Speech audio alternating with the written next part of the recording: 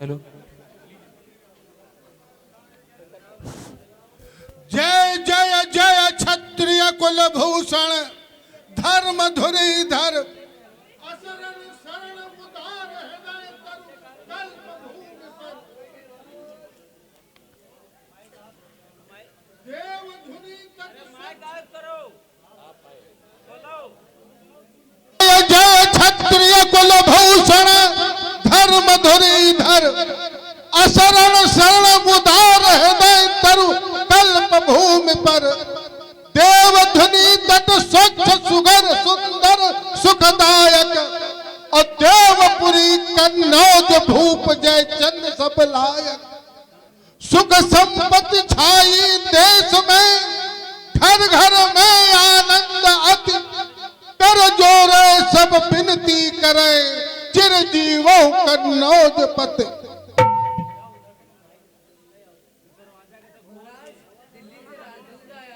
उसको आदर के साथ ले आओ।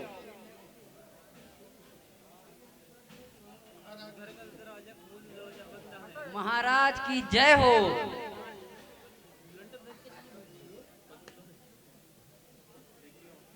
महाराज की जय हो।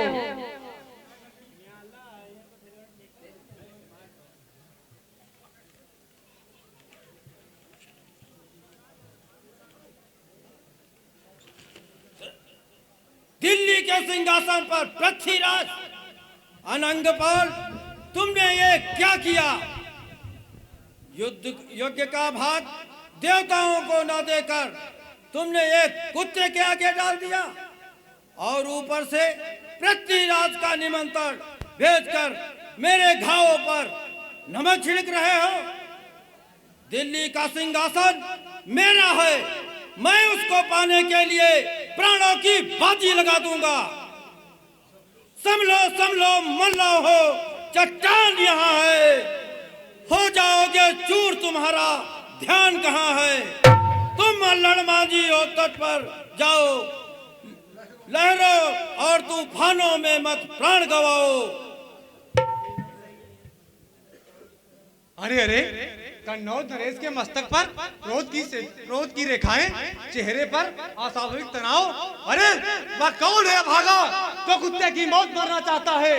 अरे वह कौन है जिसको अपने प्राण प्यारे नहीं है? वह कौन है जो जीते जी अपनी पत्नी के मस्तक का सिंदूर बिठाना चाहता है? मुझे उसका नाम बताया जाए, मैं अभी इसी क्षण उसे यहाँ लाकर महाराज के कदमों में डालूंगा और स्वयं उसके प्राणों की रक्षा की सिफारिश महाराज से करूंगा। मामा जी, आप तो स्वयं आ गए, मैं तो आपको बुलवाना चाहता था। अरे मैं किसी की बुलाने की राह देखता हूँ? मैं तो बिना बुलाए आ जाता हूँ, यह तो मेरी पुरानी आदत है। मामा जी, मेरे साथ बहुत बड़ी बेइंसाफी हुई है। अनंगपाल ने दिल्ली का राज पृथ्वीराज को दे दिया। पृथ्वीराज को दे दिया? दिल्ली के तख्त पर पृथ्वीराज? अरे बलिहारी है अनंगपाल तेरी समझ की। कैसा लगेगा वह दिल्ली के सिंहासन पर जैसे संगमरमर के पत्थर पर गोबर का छोत रख दिया हो। मामा जी, उस दिन से मेरे घावों पर, हृदय पर बहुत बड़ी गहरी चोट लगी है। और तुम्हारे साथ बेइंसाफी को देखकर मेरा कलेजा फट गया है। मैं सब कुछ सहन सकता हूँ, पर अन्याय मुझसे सहन नहीं होता और अन्याय को सहन करने वाला कायर कहलाता है। मामा जी, जब तक मेरे हाथों में तलवार है, पृथ्वीराज मेरी धरती नहीं ले सकता। तो फिर देर क्यों करते हो? धर्मशास्त्र के अनुसार दिल्ली का सिंहासन तुम्हें मिलना चाहिए। तुम अनंगपाल के बड़े नाती हो और तुम्हारे पास पृथ्वीराज से अधिक सेनाएं हैं। वसुंधरा को भोगने का अधिकारी वही है जिसकी भुजाओं में ताकत है। फिर तुम देर क्यों करते हो? और आप यह न समझे कि मैं यह बात आपसे किसी मतलब के लिए कहता हूँ।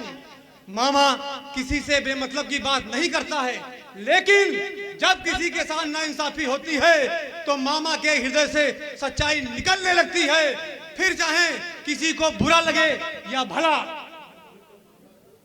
अभी तो मामा जी को पृथ्वीराज के राजाभिषेक में भी जाना है और वहां पे तर्क वितर्क भी करने हैं। अरे जो कुछ कहना है साफ साफ कहो, खुसुर फुसुर क्या कह रहे हो? मैं सब सुन रहा हूं। जो तुम कुछ कहना चाहते हो तो फिर सुनो। अगर राज दरबारों में बैठना है तो मामा से सीखो, मामा को सिखाने की कोशिश न करो।